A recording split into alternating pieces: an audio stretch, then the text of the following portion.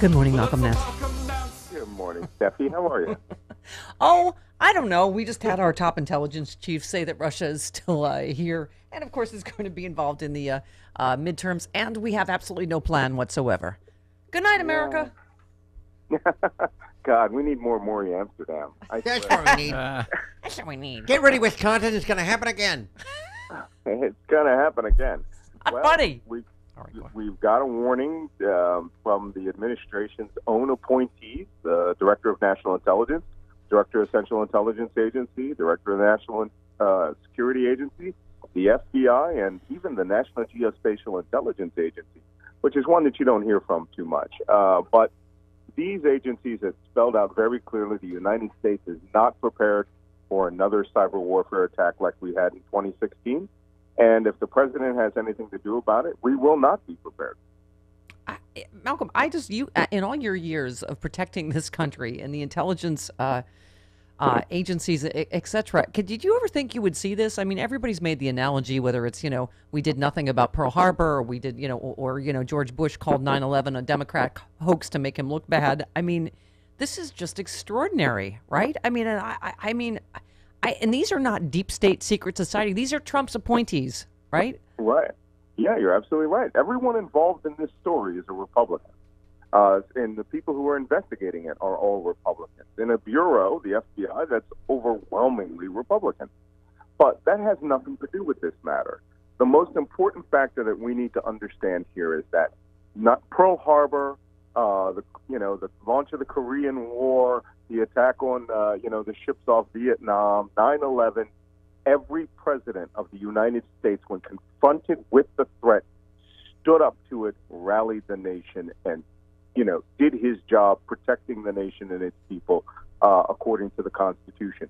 This is the first time we've seen a president abdicate his authority. He does not believe that any of this happens. He thinks it's all a hoax, and he has literally left the United States open to further attack. I mean, this is really extraordinary. Didn't he reiterate again? Well, Putin says he didn't do it. I mean, and there's Putin over there speaking to a boss saying, "Oh, I just got off the phone with Trump. He sends his whatever," as if he's negotiating on behalf of him and the United States. I mean, this is just beyond extraordinary, right? He said that, and we're going to find that out eventually. That Trump has been having back-channel communications with Putin and is essentially abdicating his authority as president of the United States to Russia in hopes that Russia can pull him out of these holes. And I've said this before. I have a new book coming out here in a few months where I read an entire section called The Debt. And it's an analysis of what exactly is the debt that Donald Trump owes to Vladimir Putin that is causing him to literally abdicate his authority as president of the United States whenever Russia is mentioned. And it's the only kind of debt you get is when you are, in debt to a bookie, right? Mm-hmm. So, Yeah. Otherwise, why would you constantly praise that person? Why would you constantly abdicate your authority? And more importantly, why would you seek his approval at every turn? Yeah. Well, Malcolm, obviously so many stories to get to. Obviously, Rachel Brand, the number 3 at the Justice Department, stepping down has caused a lot of, let's just say, trepidation. They're reporting that she's been unhappy in her job for months. According to multiple sources, she grew frustrated by vacancies and feared she would be asked to oversee the Russia investigation. So she's going to Walmart. I mean, what do you make of all that? Because then obviously the speculation is if he fires Rosenstein, right, he'll put someone in that will control Mueller in some way, right? Well, let me say something about Rachel Brand just right off the top of my head, and I've been keeping this to myself all week. I'm sorry, she's a disgrace.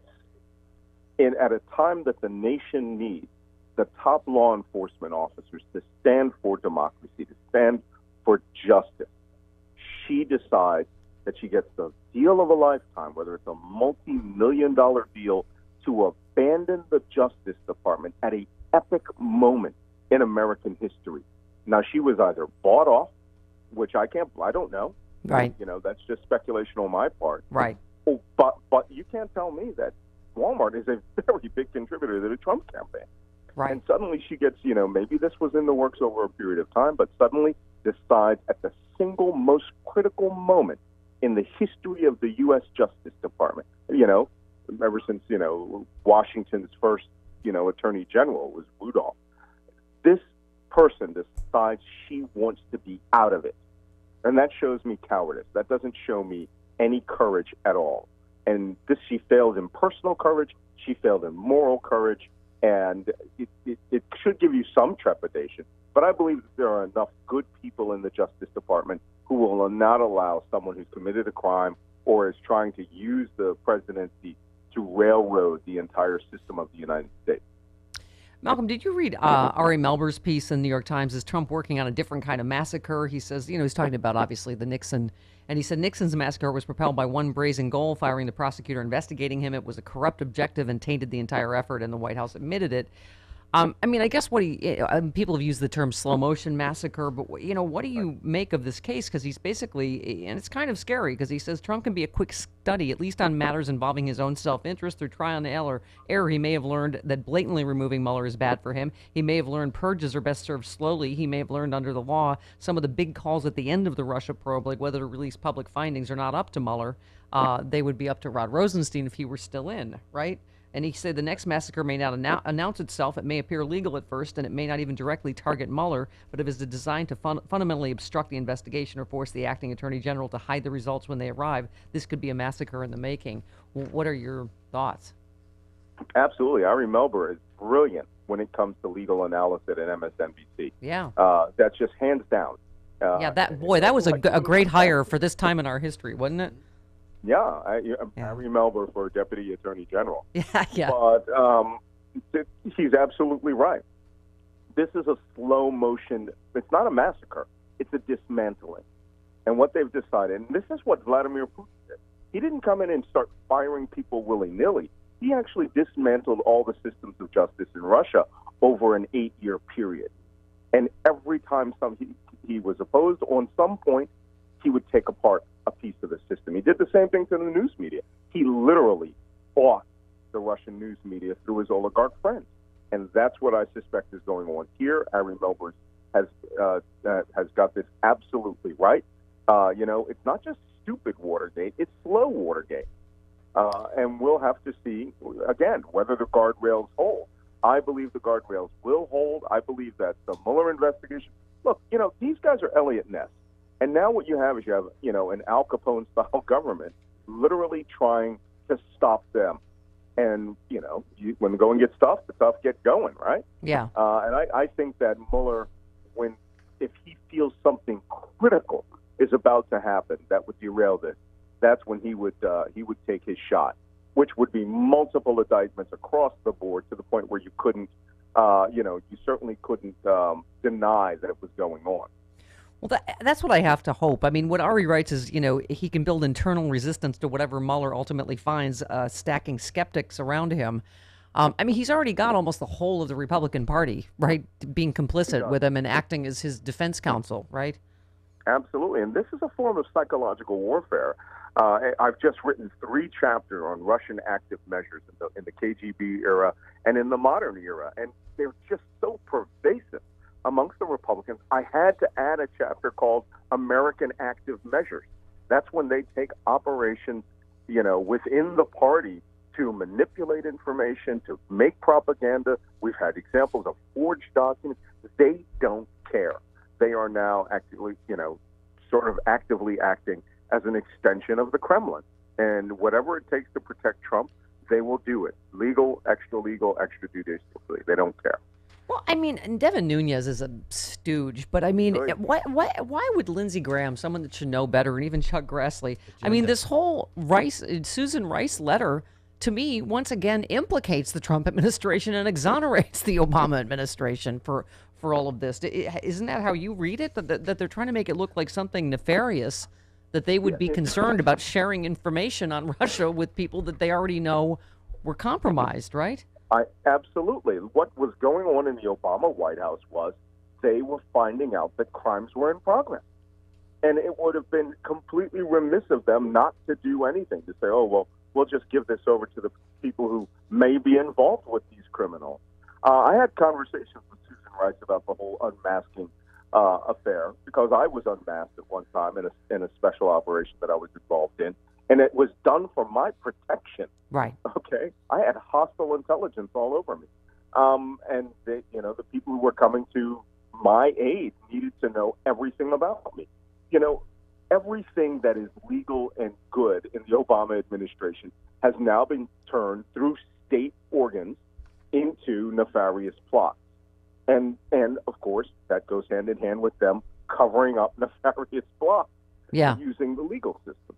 Well, speaking of which, I've been waiting for you to get into this story about first headline, U.S. spies seeking stolen cyber weapons, paid Russians offering Trump dirt.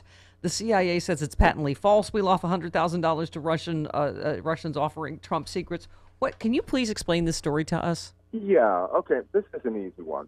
This happens all the time in the community, okay? We are constantly on the lookout for things which could bite us. The shadow broker's theft of cyber warfare tools from an NSA subcontractor, which turned out to be a valid hack, they were offering these things for sale. And it would just be completely ridiculous if we didn't probe to see who they are. Look, $100,000 is like 1/2 a millisecond off the U.S. defense budget. It's a rounding error for 2 or 3 minutes of operation. So for them to use that amount of money to go out and determine who are these players? Are these actors actually foreign intelligence officers? Are they subcontractors? Are they people that we can round up, and in some cases put a Hellfire missile into them? Right. If they're related to ISIS or Al-Qaeda, which we've done. We've killed ISIS hackers, right? Okay, with missiles. So this type of operation is pretty normal. What happened here was when they got to the meet, they found out that these people were trying to shop fake Donald Trump dirt in order to entrap the CIA. Had we bitten, what would have happened was all they would have done was flooded the zone with, by telling Donald Trump and everyone and their dog that the CIA was buying anti-Trump information. Right. And Trump already seized on it, right? This Right. past weekend he seized on a portion of this Times article which reported that Russians provided the American intermediate with unverified information on Trump. I mean, but I mean, moron. All he has to do is turn to his right and ask, and they will give him every bit of classified related to it, but he doesn't want to know it. Yeah. He lives in this information bubble, and that information domain is controlled by Russia and Fox News. Same thing. Yep. Which Tripper of Justice update? Are we on track for March? I'm starting. Can I just point something out? Yes.